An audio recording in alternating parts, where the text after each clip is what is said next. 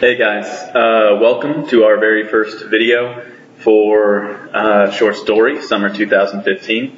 And this is kind of an introduction video about essentially the very first unit we have, which is going to be unique characters. And so for this unit, we will be focusing on characterization and characters in famous short stories and short stories that are pretty well known, and kind of examine why. Just to let you know, the setup of the overall course for the first 3 weeks anyway will be pretty much the same.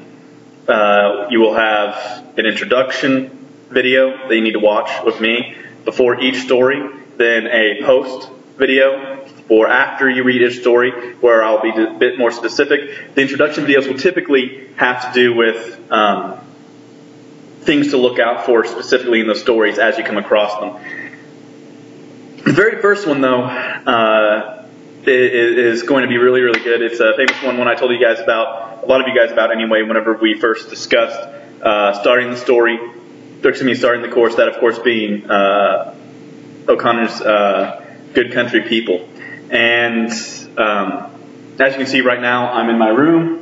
Probably won't be in here for the other ones because they'll be moving all my stuff out and waxing and painting and that kind of stuff. So I'll either do it at my office at home or if I'm on campus doing whatever, I'll probably find a room in the library or something like that in which to make the videos.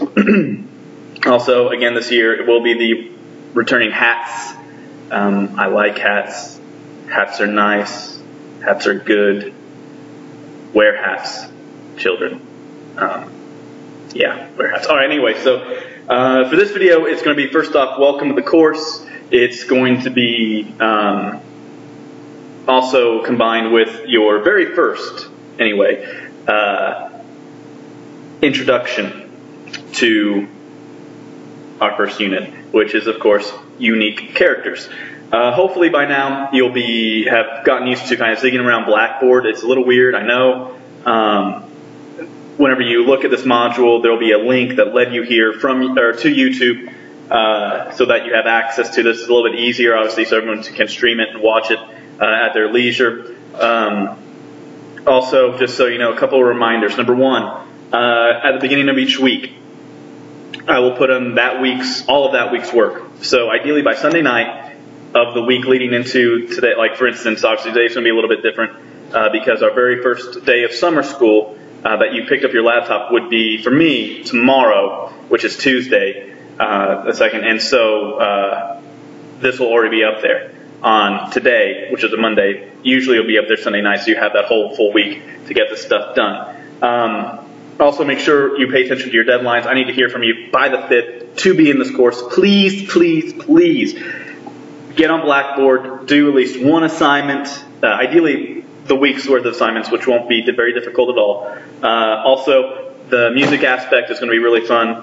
I've already got the music that we pair for each unit. There'll be essentially one song for each unit. So 3 or 4 songs and maybe some bands you might not know about.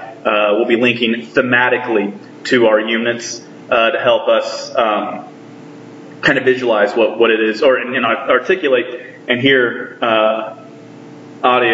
through audio the themes that we're discussing. So that should be pretty interesting. Excuse me. Always remember the pinky. For each story that we do, you will have, obviously, like I said, your pre-video, you'll do the reading, the post-video, and then you'll have a blog, which is just you writing your own thing, your own critical analysis, and those will be about 3 paragraphs. And just so you know, in this course, or any of my courses, a paragraph is 5-sentence minimum. So it's very simple. 15 sentences should not be a whole lot. And if you'll just give me 1 second, I've got someone coming in here. Alright, sorry guys.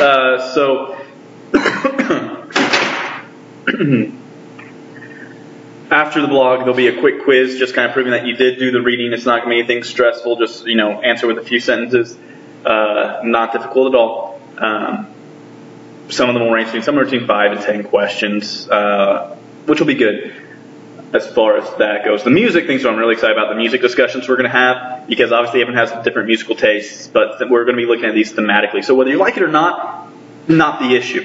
If you like it, good. If not, too bad, because you need to be listening to the lyrics and the thematics of the actual music. So that'll be something. And then at the end, the very last thing for each unit is a unit discussion, where you'll be answering a question and then responding to at least two people's different responses with your own paragraph response of their post. Obviously, those are with points, so there's something that we keep ourselves connected together with this. With that, I'm very excited about the course. I love this course. Hopefully you will by the end of it. It's really enjoyable. A lot of the stories are,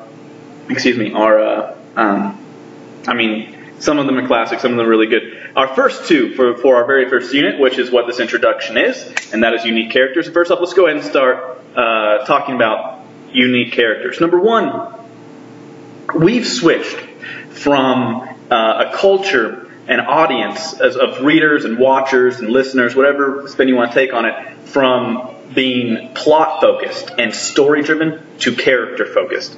And what I mean by that is, if you look at things like The Godfather, Gone with the Wind, Beowulf, anything, it's really driven by plot and the things that happen to the characters. What we've become in the last 20 years, 25 years it seems, whether it's movie or television or books or even music, we've become much more character driven. What I mean by that is essentially we are interested in learning more about the characters, especially in television shows. Like for instance, there's a show I'm sure many of you guys are aware of called House. MD finished up its run a couple of years ago of like 8 seasons. And House is just like this fantastic, like Sherlock Holmes, antisocial character. And one of the things that the showrunner, executive producer, emphasized with that is that the character stuff comes first, and then the story works around that, because it's character driven. We like characters. We like learning about people, getting into their headspace, whatever it is that we need to do. We like to do specifically for our, amusement, entertainment. We really, really like learning about other people. To me, it seems it kind of goes down from the same kind of thrill you get from maybe reading someone's journal or occupying their space, because you can kind of go through and see the things they went through, and you kind of do it yourself vicariously through them, which is something that is really kind of interesting as far as that. It's one of the main reasons people love to read books is, they've said since you were in kindergarten, books will take you everywhere, and you get to be on these mass adventures and yada, yada, yada. But a lot of it has to do with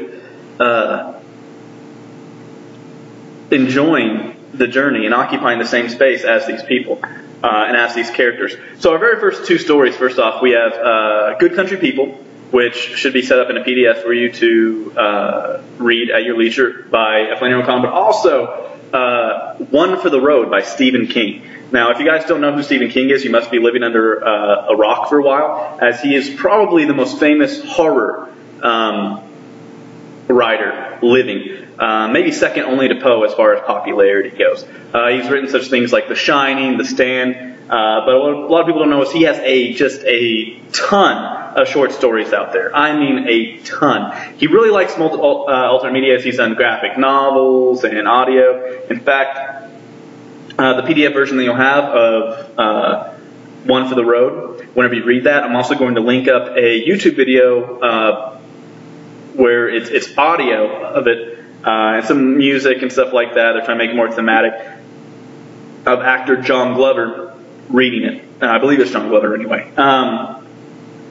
But as far as unique characters, it's very important for your own story to have a unique character, because you want to be memorable somehow. You want to be leaving an impact as far as these people that you create, these people that did not exist before, whatever they might have been inspired by. That you create them, that they've got originality. They're somehow special. We like to read about special people.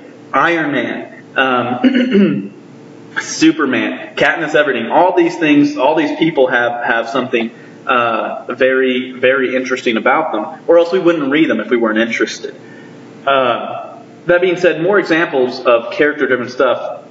Let me give you just a couple of examples. Number one, let's look at Captain Jack Sparrow. Johnny Depp's most famous portrayal of any of his work is definitely Captain Jack Sparrow. But let's be honest, the movie's pretty good, the first one anyway. The other one's not so much, but we keep watching because we want to see what he does next, because he's this odd character, he's very unique, he's very interesting, and we're kind of addicted to that strangeness, that uniqueness, and we want to see more. And really that's kind of what we are dealing with in relation to our unique characters.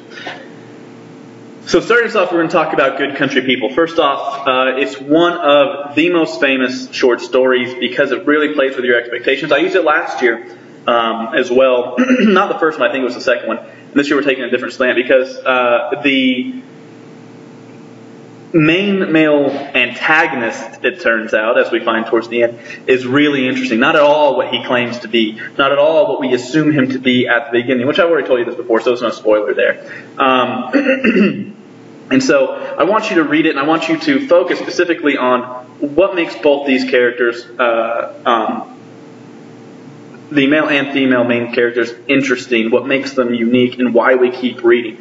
Because Elga, we really don't like her at first. We really don't sympathize with her much until the very end. And that's another aspect, is why. Why is this person so unpleasant? Why don't we like them very much? What is it about the main male antagonist that really kind of makes our spider sense tingle at first? So what I want you to do now, obviously, I want you to read it, and then I want you to kind of digest it for a little bit. I want you to watch the very next video after this, the post-lecture, as it were, where we'll be looking specifically at the unique characters of Good Country People.